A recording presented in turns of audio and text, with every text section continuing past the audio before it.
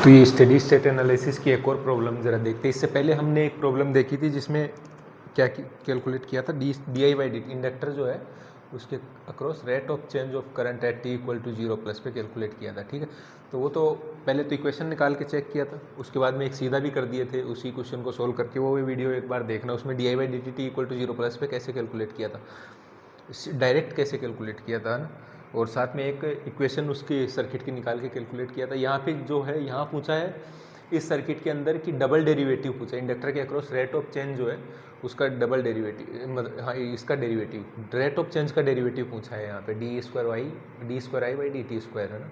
तो ये वाला जो है वो डायरेक्ट कैलकुलेट हो सकता है या नहीं, इसमें देखेंगे, या फिर और दोनों क्वेश्चन के अंदर हम फिर कंपेयर करके देखेंगे कि जो एग्जैक्ट मेथड है वो डायरेक्ट कैलकुलेट पहले वाले केस में तो हो जाता है, लेकिन एग्जैक्ट मेथड है हमको पहले इक्वेशन निकालो, इक्वेशन को बाद में डेरिवेटिव करके और उसके बाद T equal to zero plus पे उसका वैल्यू कैलकुलेट करना है। ठीक है, तो ये वाले में एक बार देखते हैं ज़रा। तो इसमें मान लो रेट ऑफ चेंज है डी, मतलब जैसे हमको D I by D T इसके अंदर पूछता है T equal to zero plus, तो इसमें बोल रहा है ये सर्किट जो है इसमें इनिशियल कंडीशन जीरो दी हुई है, मतलब इंडक्टर के जब स्विच को क्लोज करते हैं तो इंडक्टर जो है उस किसी तरह का कोई एनर्जी कैरी नहीं करता है। तो मतलब इंडक्टर के across I L zero minus, switch close करने से जस्ट पहले करंट जो है वो कितना है, ज़ीरो। तो यही स्विच क्लोज करने के जस्ट बाद करंट होगा जीरो। ठीक है, तो अगर इसमें से करंट जीरो होगा टी इक्वल टू जीरो के जस्ट बाद, हम बात कर रहे हैं अभी T equal to zero plus पे, तो T equal to zero plus पे अगर इंडक्टर में से करंट जीरो होगा तो क्या होगा, इंडक्टर ओपन सर्किट और स्विच हमने क्लोज कर दिया, तो T equal to zero plus पे सर्किट की कंडीशन होगी ये वाली। ठीक है, इंडक्टर में से करंट जीरो है, इंडक्टर में से करंट जीरो मतलब वो ओपन सर्किट है, तो इंडक्टर के अक्रॉस ये वाला वोल्टेज वी जो है ये पूरा इंडक्टर के अक्रॉस आ जाएगा। ठीक है, तो इंडक्टर का वोल्टेज होगा कितना, वी, और ये क्या होता है L D I by D T, L D I by D T equal to V by, ये हो जाएगा वी, ये वाला अप्लाइड वोल्टेज।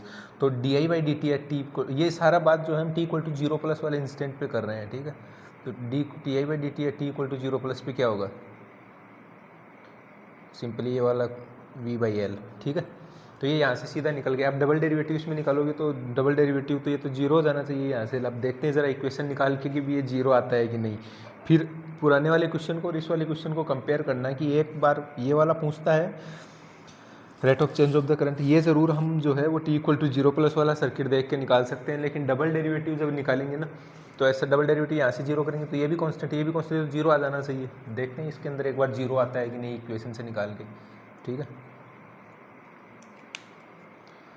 तो इसी क्वेश्चन के अंदर डबल डेरिवेटिव निकालना है। डबल डेरिवेटिव यहाँ से तो हमको जीरो मिला, वो सही है कि गलत वो वाला चेक करने के लिए एक बार उससे भी इक्वेशन से भी तो सेम आना चाहिए। अगर फंडा इसकी करंट की इक्वेशन निकालेंगे तो इंडक्टर में से करंट की इक्वेशन क्या होती है, I L T equal to I L infinity plus I L zero minus I L infinity और E raised power minus T by to.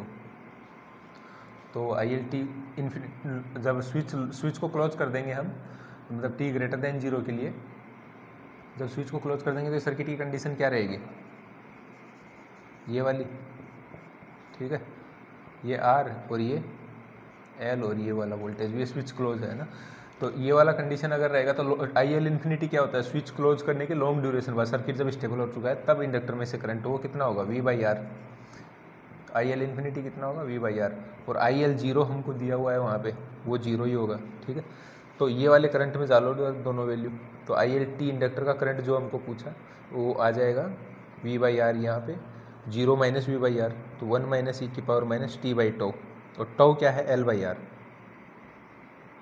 ठीक है, अब ये वाला इंडक्टर का या इस सर्किट का पूरा करंट मिल गया एक तरह से, है ना। इस वाले सर्किट में जो करंट जा रहा है वो इंडक्टर में से जा रहा है। अब D I by D T करो इसका, D I by D T कितना है, वी बाई आर, और ये जीरो, और इसका क्या होगा, ई की पावर माइनस का R T by L into minus का आर बाई एल। ठीक है, इंटू माइनस का आर बाई एल, और अच्छा ये माइनस एक इसमें पहले भी था तो माइनस माइनस ये हो गया, तो ये कितना बचा, V by L E raised power minus का आर टी बाई एल। अब ये वाली इक्वेशन जो है वैलिड है टी ग्रेटर देन जीरो के लिए, इसका मतलब T equal to zero plus क्या है, टी ग्रेटर देन जीरो वाला वैल्यू है, तो जीरो प्लस पे भी ये वैलिड होगी, तो इसमें जीरो डालो। तो D I by D T जो निकाल रहे हैं हम वो इक्वेशन से क्या आया v/L, और वहाँ से डायरेक्ट कैलकुलेट तब भी v/L आया था। अब वहाँ पे डबल डेरिवेटिव कर रहे हैं तो जीरो आता है, यहाँ से डबल डेरिवेटिव करो ज़रा। अब इसी इक्वेशन का डबल डेरिवेटिव करेंगे ना, रेट ऑफ चेंज दूसरा वाला, मतलब चेंज का रेट निकालने के लिए, है ना। तो इसको एक बार और से डेरिवेटिव करेंगे तो कितना है, v/L तो है, और साथ में e रेस्ट पावर माइनस का RT/L इंटू माइनस का R/L, ठीक है। तो ये कितना बना, प्लस हो गया था माइनस, ये बना माइनस का VR/L स्क्वायर और e रेस्ट पावर माइनस का RT/L, ठीक है। ये t इक्वल टू 0 प्लस पे डालोगे तो कितना आएगा, माइनस का VR/L स्क्वायर, ठीक है ना। v/L था और R/L आया तो माइनस का v/, तो ये डी स्क्वायर I/dt स्क्वायर जो आ रहा है t इक्वल टू 0 प्लस पे, वो इक्वेशन से आ रहा है ये, और वहाँ से कैलकुलेट कर रहे हैं तो जीरो। अब इनमें से सही कौन सा है, तो वो वाला देखेंगे। तो हम जो एक्चुअल में ये कैलकुलेट करते हैं ना di/dt 0 प्लस, वो यहाँ पे तो सर्किट में सीधा निकल के आ जाता है और दोनों सेम निकल के आते हैं, लेकिन एक्चुअल में उसका जो कैलकुलेट करने का मेथड है वो इक्वेशन निकाल के करना होता है ना। जैसे इक्वेशन निकाली, ये इक्वेशन t ग्रेटर देन 0 के लिए वैलिड है, t ग्रेटर देन 0 मतलब 0 के बाद हर एक इंस्टेंट पे, तो 0 प्लस पे भी, 0 प्लस क्या है, t ग्रेटर देन 0 वाला इंस्टेंट है, तो उसके लिए भी ये वैलिड है। तो इस वाली फंडामेंटल इक्वेशन से सारे चेंज निकाले जाएंगे, ठीक है। वो वाला, वो सिंगल वाला चेंज जो है वो वहाँ से निकल जाता है और दोनों में सही निकल के आ जाता है, क्योंकि वो इंडक्टर वाला वोल्टेज उसके अक्रॉस है ना, इसलिए। तो ये वाले केस में निकालेंगे ना, तो ये जैसे डबल डेरिवेटिव वाला निकालेंगे सेम केस में, तो डबल डेरिवेटिव वाला तो वहाँ से डेरिवेटिव करके जीरो आ जाना चाहिए, और वो ऑप्शन में मिलेगा भी, देखोगे तो, अगर ये क्वेश्चन आया हुआ है, ठीक है।